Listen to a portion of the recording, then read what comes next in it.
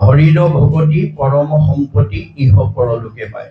আজি আপোনালোকে ঘৰুৱা কাম ল'ৰা ছোৱালীকে প্ৰমুখ্য কৰি বিষয়ৰ যিমানবিলাক কাম ত্যাগ কৰি আপোনালোক ইয়ালৈ আহিলে, আপোনালোকৰ জন্ম জন্মান্তৰৰ কাৰণে পুণ্য সঞ্চয় হ'ব।